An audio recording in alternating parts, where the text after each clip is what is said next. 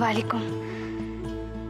উপস্থিত সমস্ত গুরুজনরা আমার প্রণাম নেবেন। নিজের মায়ের বাঁচানোর লিগা সন্তান হইয়া যখন যুদ্ধে নামছিলাম তখনই মৌখালি গায়ে আমার পরাণ খান প্রায় যাইতে বসছিল। সেই যাত্রা যদি না বাঁচতাম তাহলে আজকের এই দিনখান বুঝি আমার দেখাই হইতো না। জানতেও পারতাম না একজন শিক্ষিকা কখন জানি মা হইয়া তার সন্তানকে বড় কইরা দেখনে স্বপ্নে বিভোর থাকে। আজ আমি যেটুক যা হয়েছি তালিকা যেমন মেলা মানুষের পাশে পাই নাই, ঠিক তেমনি মেলা মানুষের পাশে পাইছি। যাগো নাম খান স্মরণ না করলে আমার নাম ও শিক্ষা ব্যর্থ হইব। প্রথম নাম খান যার করুম তিনি হইলেন সূর্য চৌধুরী।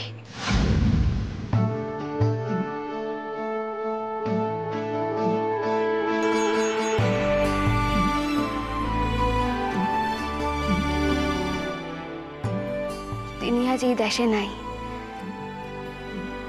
অথচ আজকার এই দিন খান তিনি নিজে হাতে ধরে আমার উপহার দিচ্ছেন। আজ তার লিগা আমি কৃতজ্ঞতার অনেক উঠতে বহু দূর থেকে তারে সালাম জানাইতেছি।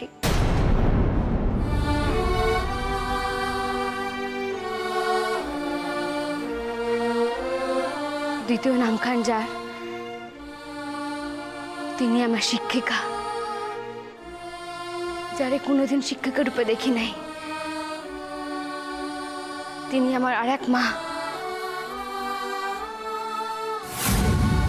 আমার সেই শিক্ষিকা মায়ের লিখা চিরকাল আমি আমার অন্তরে প্রণামটুক সঞ্চিত রাখছি। একখান মায়ের জীবন যখন বদ্ধ পাকে শেষ হয়ে যাইতেছিল তখন আমার এই মা এসে আমার মুক্ত আকাশের সন্ধান দিয়েছিলেন।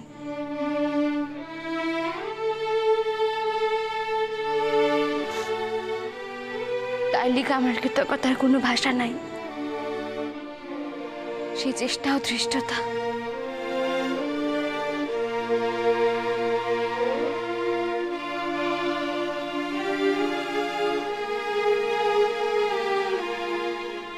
এরই পরে নাম খান যার কমো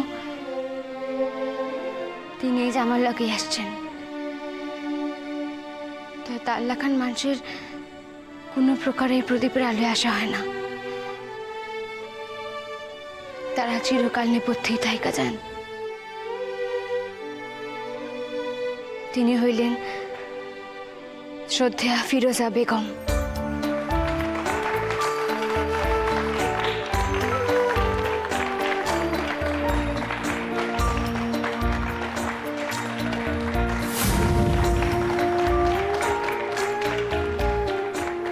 ব্যবহারিক পরিচয় আমরা দুই সতীন, কিন্তু কার্যত আমি তার সন্তান। তিনি আমার মা।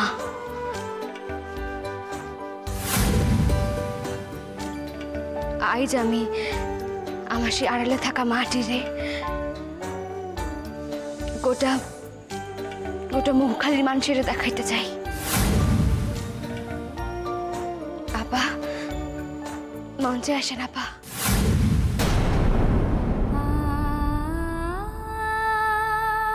আমার লিগা যে মানুষ ঘরে বইয়া সব থেকে বেশি যুদ্ধ করছেন তিনি হলেন আমার এই মা।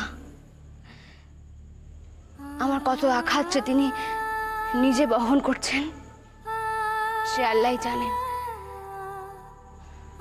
আর জানি আমরা তিনজন, আমি, আপা আর সেই মানুষ যে মানুষ আঘাত করতেন।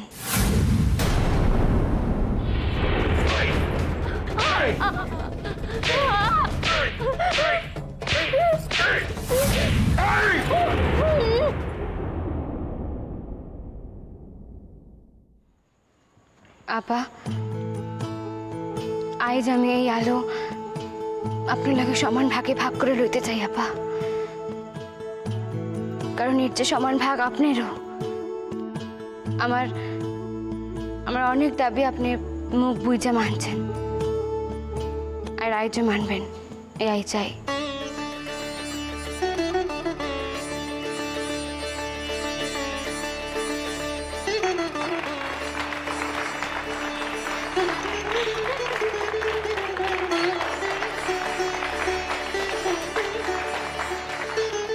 আমরা বড় খুশি আঙ্গ আপা আঙ্গ লগে এখানে আসছেন।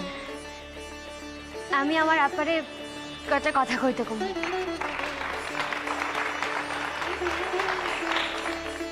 হায় আল্লাহ, ইয়া কি দেখি, আমার বড় বিবি এখন ভাষণ সারবো নাকি? আল্লাহ, হ্যাঁ। সালাম আলাইকুম।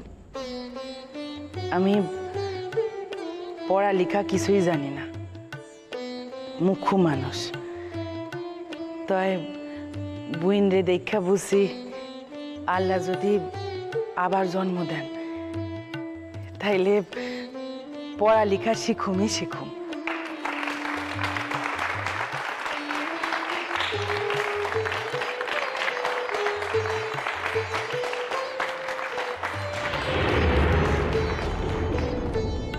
আল্লাহর নিকট আমার আর একখান দাবি আছে।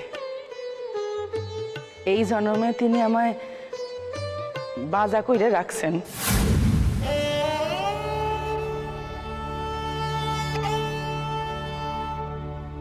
আগের জন্মে আমি জানি আপনি গো কিরণমালারে সত্য সত্যই পেটে ধরতে পারি।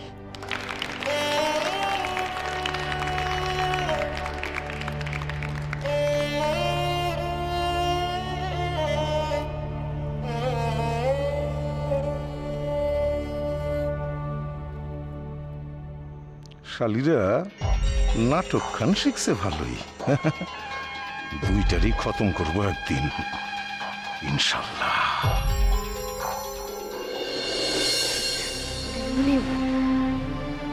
কতছি আমার এখনো কথা খাওয়া শেষ হয় নাই, আমার এর 1 মিনিট সময় দিবেন? নিশ্চয়, যাও।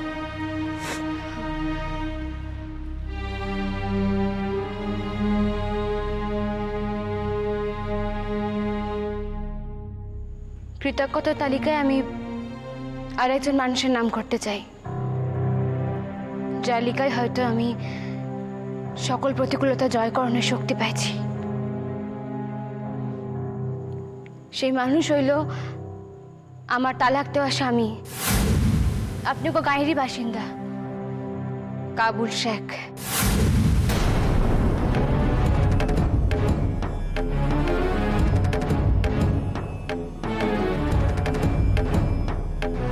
যার লাগে আমার দেখা না হইলে আমি জানতেই পারতাম না যে নৃশংসতা কত মারাত্মক হইতে পারে।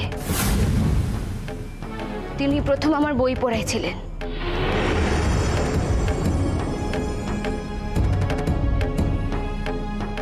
আর সেই জেদি আমার চালিত করছে লেখাপড়া করণের দিকে। তাই তার নিকটে আমার কৃতজ্ঞতার কোনো সীমা নাই। তিনি না থাকলে হয়তো আমার জীবনে এই যে দিনখান আইতো না। সেই মানুষে আমার জীবনে আসছিল বইলাই আমি নারী মুক্তির কথা ভাবতে পারছি। ধন্যবাদ।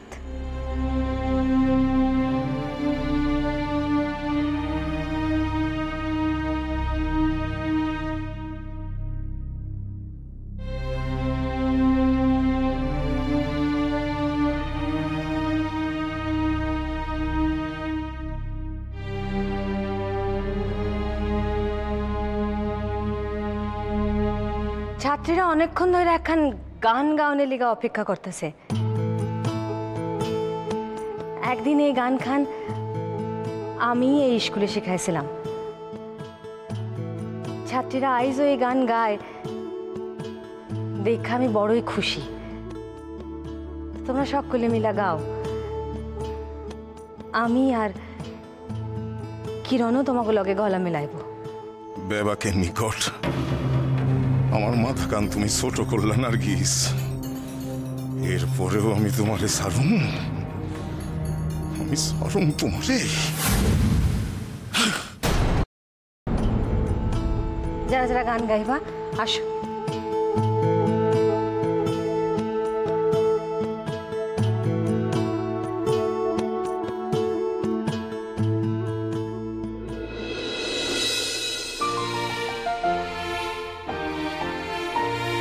সংকোচের বিহ্বলতা নিজেরে অপমান, সংকটের কল্পনাতে হইও না ম্রিয়মান।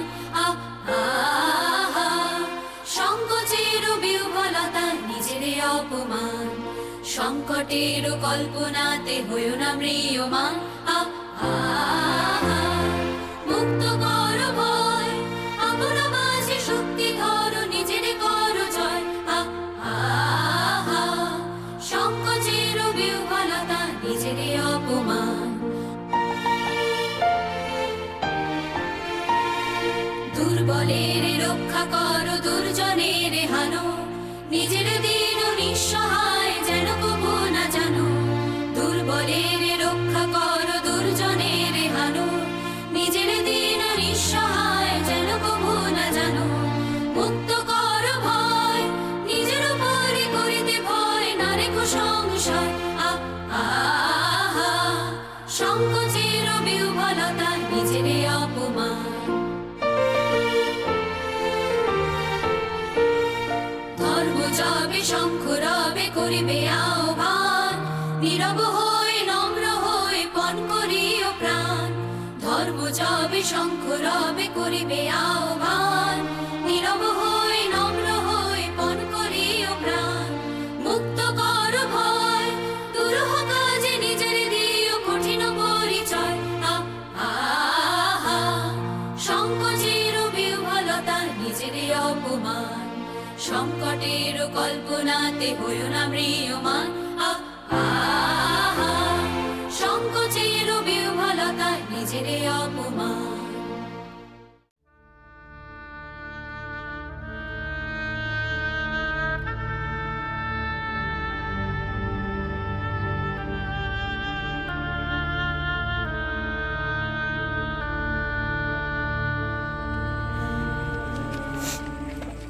কেমন দেখলেন ডাক্তারবাবু? ইঞ্জেকশন দিয়েছি, এখনই জ্ঞান ফিরবে। কিন্তু উনি এমন কেন করলেন এটাই তো বুঝতে পারছি না। আচ্ছা, বাড়িতে কি কোনো মনোমালিন্য হয়েছিল? না, মানে তেমন কিছু নয়, তবে বুঝেছি। তবে এখন একটু দুর্বল আছেন, যে ওষুধগুলো লিখে দিয়েছি এগুলো খাওয়ালেই সব ঠিক হয়ে যাবে। হ্যাঁ, কেমন? নিশ্চয়ই নিশ্চয়ই। ডাক্তারবাবু, কি হয়েছিল ওনার? উনি কি পয়জন নিয়েছিলেন? মানে বাসায় পয়জন পাইলেনই বা কোথায়? আমার তো মনে হচ্ছে কোনো ওষুধ উনি অতিরিক্ত পরিমাণে নিয়েছিলেন, আর অতিরিক্ত ওষুধ মানেই পয়জন। তবে চিন্তার কিছু নেই, ওষুধ দিয়েছি, বার কয়েক হয়তো বমি হবে না, তাতে ঘাবড়ানোর কিছু নেই। শরীরের সমস্ত বিষটা তাতে নেমে যাবে। আমি চলি, কেমন? এক মিনিট, আপনার ফিসটা। আসি।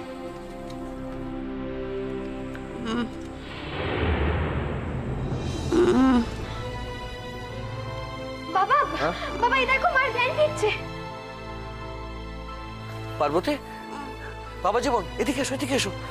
পার্বতী, পার্বতী, কি এখন কেমন লাগতেছে? আমি আমি মরিনি। আমাকে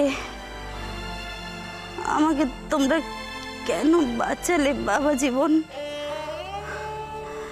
যে স্বামী আমাকে সন্দেহের চোখে দেখে, আমার আর সেই পৃথিবীতে বেঁচে থাকার কোনো ইচ্ছে নেই। বেঁচে থাকার কোনো ইচ্ছে নেই। পার্বতী, পার্বতী চুপ করো, চুপ করো।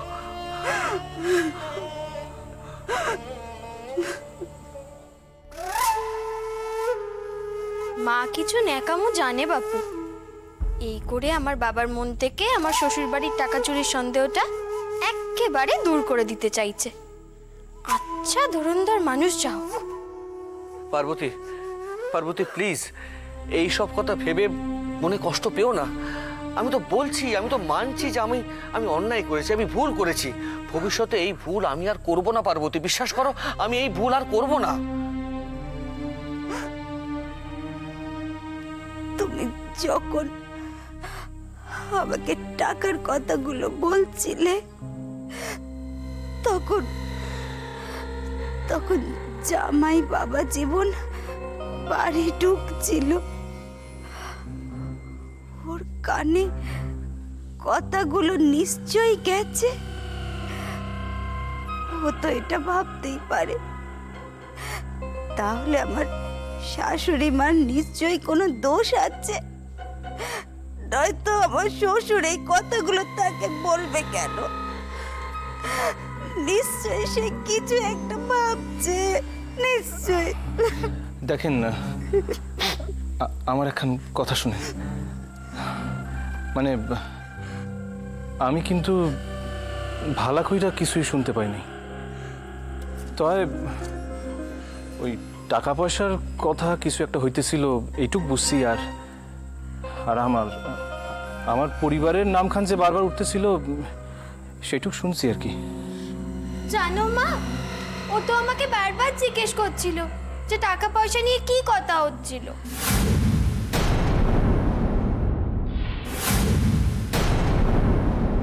এর থেকে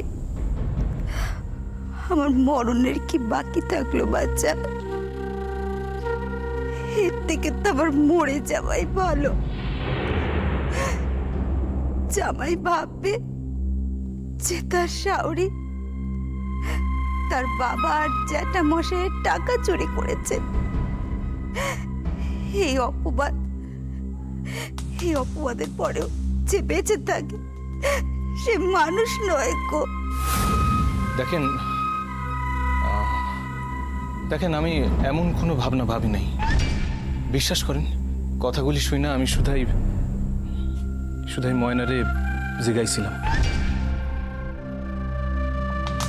তার মানে এইভাবে নাটক করে আমার মা রত্নটি আমার বরের মন থেকেও সন্দেহটা উপড়ে ফেলতে চাইছে। দেখা যাচ্ছে সব থেকে মুখ্য আমি। বারে বা, কিন্তু মা তুমি কি বুঝতে পারছো না, আমি যদি একবার ঘুরে দাঁড়াই তাহলে অবস্থাখানা কি হবে?